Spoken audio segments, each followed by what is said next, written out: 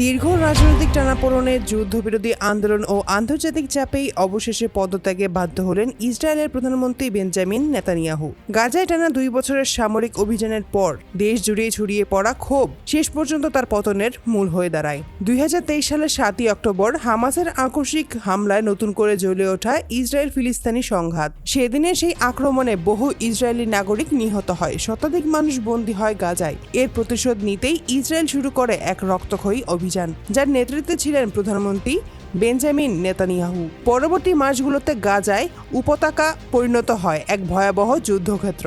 জাতিসংঘের হিসাব অনুযায়ী ইসরায়েলি বোমাবর্ষণে নিহত হয় 1 লক্ষেরও বেশি ফিলিস্তিনি, যাদের মধ্যে অসংখ্য নারী ও শিশু ছিল। হাসপাতাল, স্কুল, এমনকি আশ্রয় কেন্দ্র পর্যন্ত লক্ষ্যবস্তুতে পরিণত হয়। বিশ্বজুড়ে শুরু হয় প্রতিবাদ। মানবিক বিপর্যয়ের জন্য দায়ী করা হয় ইসরায়েলি সরকারকে। কিন্তু নেতানিয়াহু তবুও অভিযান থামাননি। তিনি ঘোষণা দেন, হামাস ধ্বংস না হওয়া পর্যন্ত যুদ্ধ চলবে। 2024 সালের মাঝামাঝি থেকেই পরিস্থিতি বদলাতে শুরু করে। যুদ্ধের খরচে বিপর্যস্ত অর্থনীতি, নিরাপত্তাহীনতা এবং বন্দীদের মুক্ত করতে সরকারের ব্যর্থতা, সব মিলিয়ে সাধারণ মানুষ নেতানিয়াহুর বিরুদ্ধে রাস্তায় নামে। শান্তি চাই, রক্ত নয়, এই স্লোগান ছড়িয়ে পড়ে পুরো দেশ জুড়ে। তরুণ প্রজন্ম থেকে শুরু করে সাবেক সেনা সদস্য, এমনকি নেতানিয়াহুর নিজের দলের কিছু সদস্য তার নীতির বিরুদ্ধে অবস্থান নেয়। 2025 সালের শুরুতেই পরিস্থিতি নিয়ন্ত্রণের বাইরে চলে যায়। প্রতিদিন বাড়তে থাকে বিক্ষোভের তীব্রতা। সরকারের ভেতরেও দেখা যায় বিভক্তি। অবশেষে আজ তীব্র রাজনৈতিক চাপের মুখে নেতানিয়াহুর পদত্যাগের ঘোষণা দেন।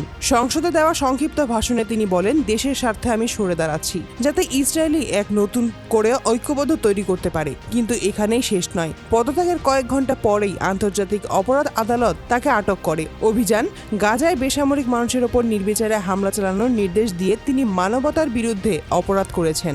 আদালত জানিয়েছে তার বিরুদ্ধে আনুষ্ঠানিক তদন্ত শুরু হয়েছে।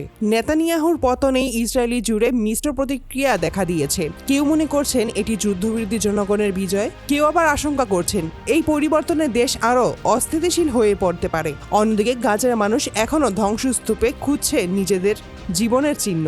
তারা বলছে, আমরা যুদ্ধ চাই না, শুধু বাঁচতে চাই। বিশ্লেষকরা বলছেন, নেতানিয়াহুর পদত্যাগ হয়তো মধ্যপ্রাচ্যের নতুন রাজনৈতিক বাস্তবতা তৈরি করবে।